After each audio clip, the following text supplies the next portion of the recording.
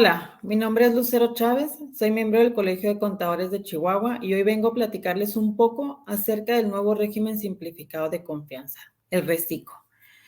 Este régimen entra en vigor ahora el 1 de enero del 2022 y está contenido en la Ley del Impuesto sobre la Renta para personas físicas en la sección cuarta del capítulo segundo del título cuarto y para personas morales en el capítulo 12º, título séptimo. Empecemos explicando un poco acerca de las personas físicas. ¿Quiénes pueden tributar en el RECICO?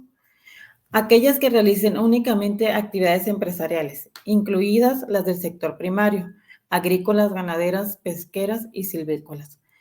También aquellas de servicios profesionales y aquellos que otorguen el uso o goce temporal de bienes, es decir, el arrendamiento. Esto siempre y cuando la totalidad de sus ingresos obtenidos en el ejercicio inmediato anterior no sean superiores a los 3.500.000 pesos. Pero ojo, hay que poner atención en esto. Todos aquellos que ya se encuentren tributando en el capítulo segundo, que se refiere de los ingresos por actividades empresariales y profesionales, deberán considerar como ingresos del ejercicio inmediato anterior los correspondientes al ejercicio fiscal del 2019. Porque la autoridad no toma en cuenta 2020 o 2021 porque los considera años atípicos por la contingencia del COVID. Cuando apenas estoy iniciando operaciones, se puede optar por este régimen cuando apenas se van a iniciar operaciones, siempre y cuando se estimen que en el ejercicio en el que se iniciarán sus actividades, sus ingresos no excedan los 3.500.000 pesos. Si este periodo es menor a 12 meses, la estimación de los ingresos se realizará dividiendo los ingresos estimados en el ejercicio entre el número de días y multiplicándolo por 365. Si tengo otros ingresos, ¿puedo optar por este régimen? Sí. Si además de los ingresos por el RECICO tienes ingresos por salarios e intereses, puedes optar en el RECICO siempre y cuando en su conjunto no rebasen los 3.500.000 pesos. ¿Quiénes no pueden tributar en este régimen? Socios, accionistas o integrantes de personas morales o cuando sean partes relacionadas. Residentes en el extranjero que tengan uno o varios establecimientos permanentes en el país. Y todos aquellos que tengan ingresos que se asimilen a salarios. ¿Cómo se hace el cálculo del impuesto sobre la renta? Se deberán efectuar pagos mensuales a más tardar los días 17 del mes inmediato posterior. Se deberán considerar ingresos los efectivamente percibidos, es decir, los cobrados, sin incluir el IVA y sin deducción alguna. No salarios, no luz, no agua, teléfono, renta, no compra de mercancía, no deducciones personales. Aquí les muestro una tabla mensual y la tabla anual para que se den una idea de cómo vamos a calcular el impuesto sobre la renta, que es en base a una tabla de acuerdo a los ingresos sin deducción. En la tabla mensual podemos ver que ingresos hasta 25,000 pesos pagarán el 1%, ingresos hasta 50,000 el 1.10%, hasta 83,333.33 1.5%, hasta 208,333.33 el 2% y hasta 3,500,000 pesos del 2.5%.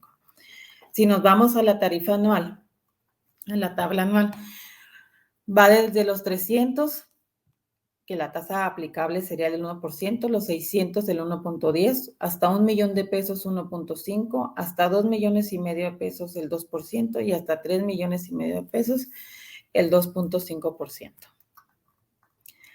Las retenciones. Cuando se realicen actividades empresariales, profesionales o por arrendamiento a personas morales, estas deberán retener a todas las personas del RECICO el 1.25 sobre el monto del pago. ¿Cuáles son mis obligaciones si opto por este régimen? Bueno, son casi exactamente las mismas, a excepción de que no se estará obligado a llevar contabilidad electrónica, pero hay que estar inscritos en el RFC, activar tu buzón tributario, expedir CFDI por la totalidad de tus ingresos cobrados, obtener CFDI que amparen sus gastos e inversiones, presentar declaraciones anuales a más tardar el día 17 del mes posterior, efectuar las retenciones correspondientes a sueldos y salarios y enterarlas, presentar declaración anual, encontrarse activos y estar al corriente de sus obligaciones fiscales. ¿Cuándo debo salir del reciclo?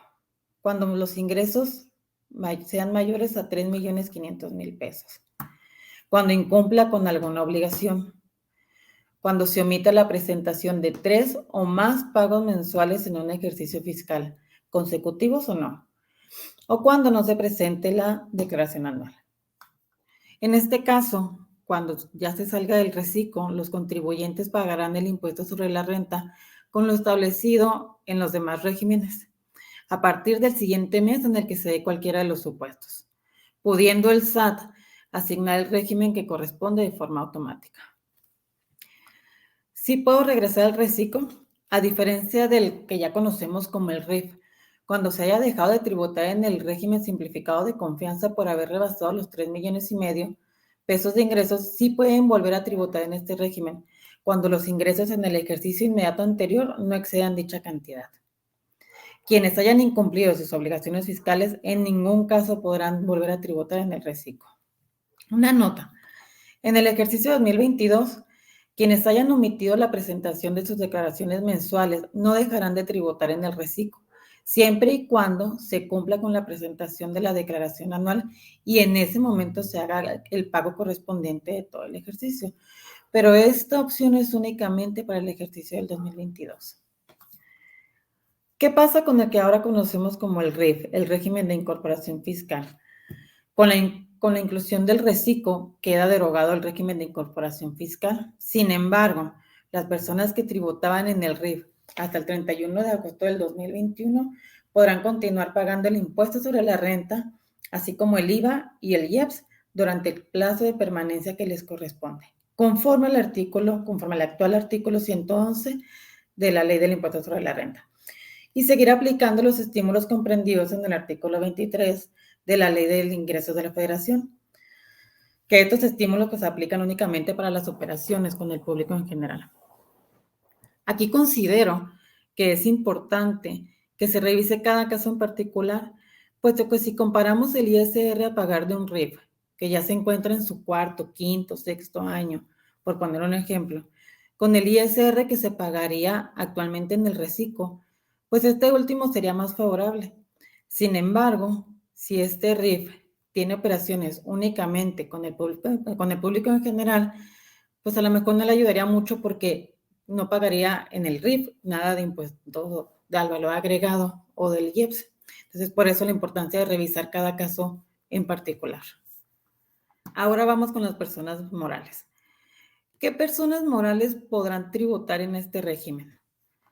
Las residentes en México que únicamente estén constituidas por personas físicas y que no tengan ingresos superiores a los 35 millones de pesos en el ejercicio inmediato anterior. Para tributar en este régimen, las personas morales de nueva creación deberán estimar que en el ejercicio sus ingresos no rebasarán los 35 millones de pesos. Todas las personas morales que se encuentren tributando en el régimen general, es decir, en lo dispuesto en el título segundo de la Ley del Impuesto sobre la Renta, o bien aquellas que se encuentren tomando la opción de acumulación del título octavo, deberán presentar a más tardar el 31 de enero del 2022 un aviso de actualización de actividades ante el SAT. Sin embargo, en caso de que este no se haga, la autoridad fiscal podrá realizar dicha actualización. ¿Quiénes no pueden tributar en el reciclo? Cuando los socios o accionistas participen en otras sociedades donde tengan el control de la sociedad o de su administración.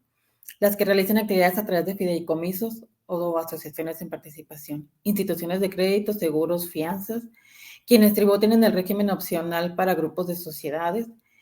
Los de régimen de actividades agrícolas, ganaderas, silvícolas y pesqueras. Sociedades cooperativas de producción. Y quienes dejen de tributar en el reciclo. A diferencia de las personas físicas, las personas morales que dejen de tributar en el reciclo jamás podrán volver. El cálculo del impuesto sobre la renta, ¿cómo se hace? Deberán efectuar sus pagos previsionales mensuales a más tardar el día 17 del mes, como se viene haciendo, aplicando la autoridad fiscal la tasa del 30% de acuerdo al artículo 9 de la Ley del Impuesto sobre la Renta. Pero la autoridad fiscal, ¿cómo se determina? Bueno, aquí a diferencia del régimen general, son los ingresos efectivamente cobrados, menos las deducciones autorizadas efectivamente pagadas la participación de los trabajadores en las utilidades y las pérdidas fiscales de ejercicios anteriores. Al impuesto sobre la renta que resulte se le podrán acreditar los pagos provisionales que ya se hicieron mensualmente.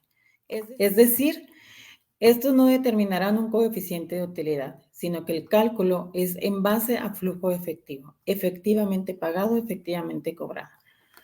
Si en el 2021 estas personas que tributan en el régimen general acumularon ingresos efectivamente cobrados hasta el 2022, es decir, ingresos a crédito en el 2021, estos ya no se acumularán cuando sean cobrados en el 2022.